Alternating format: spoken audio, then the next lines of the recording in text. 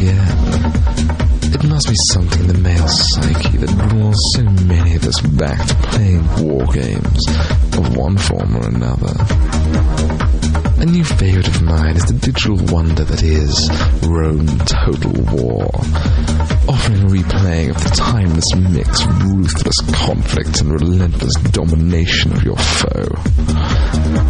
And who wouldn't relish the chance to command the Carthaginian forces at the Battle of Cannae?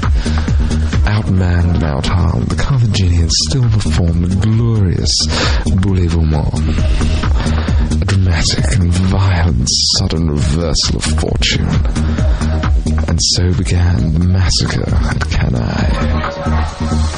War is such a messy passion. Be seeing you.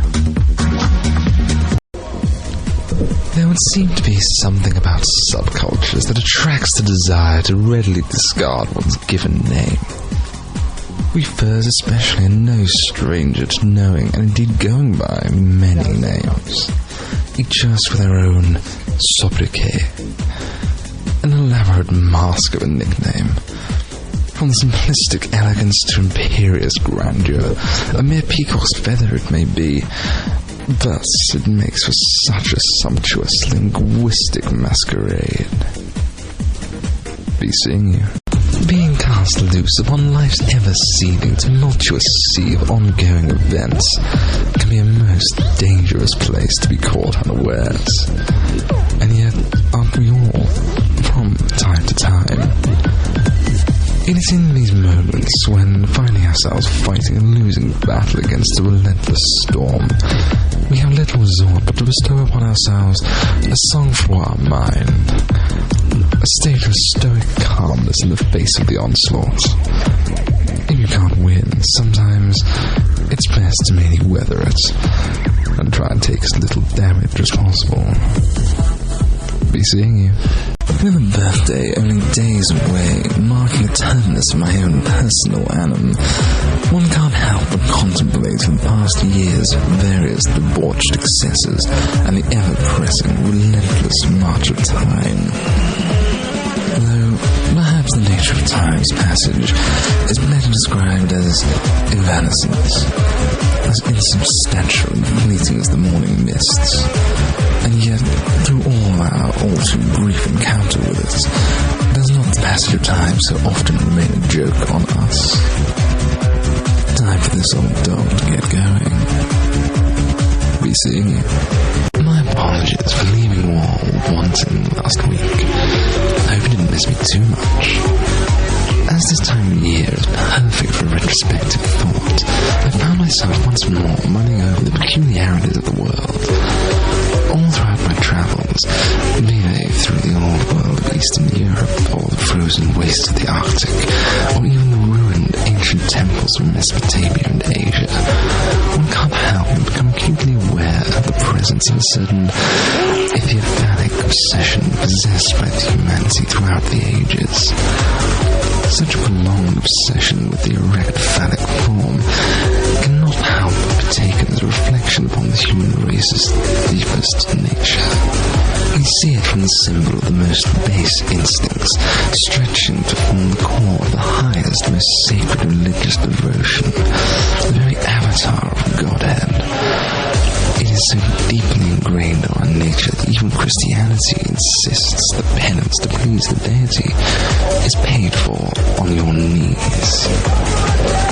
Be seeing you. Greetings, one and all. I may frequently be heard to complain about this holiday and the surrounding commercialism and insincerity involved. All the indulging in gross materialism and attempt to please your inner guilt by buying off relatives you don't really care about. And if you're honest, you can't stand to spend more than a few moments in the company of them. But I stay firm to the belief that this is not what the holiday should be about. This is the perfect opportunity to spread a sense of eudaimonia, a sense of well-being and harmonious peace with yourself and those around you. Which is why this year I'm buying them or absinthe. After a few minutes, we'll all be far too drunk to care whether or not we hate each other. Peace and goodwill on earth brought through the wonder of the green fairy. And there's always the chance the weaker ones may simply drop dead of wormwood poisoning. We can't but hope. Merry Christmas.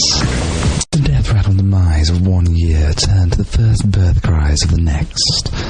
And with a new improved show, so we're wanting to give you a new improved Garr. So, tell me, my beauteous darlings, what is it that you desire? But anyway, a new year lies ahead of us, a new year full of such myriad possibilities. And as such it is that my friends and I like to indulge in a friendly wager. A wager that we like to call the death game. A little morbid, one may think, and you may be right. But none of us live forever. The rules are simple.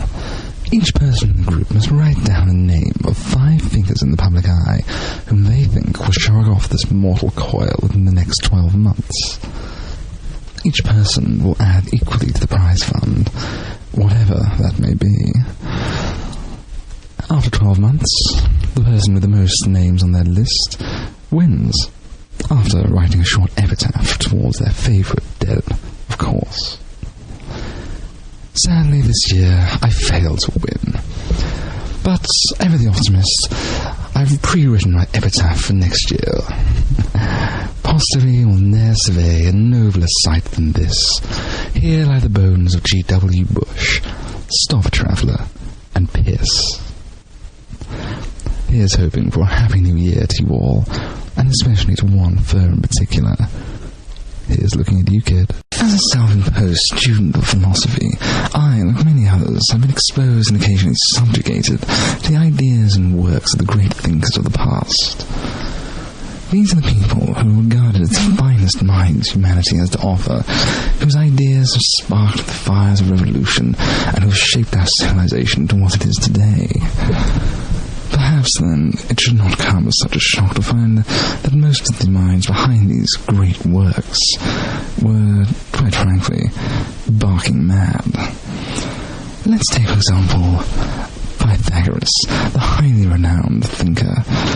These days, schools are more than happy to ram down our throats his ideas on triangles and squares, while quietly ignoring the remaining bulk of his philosophy.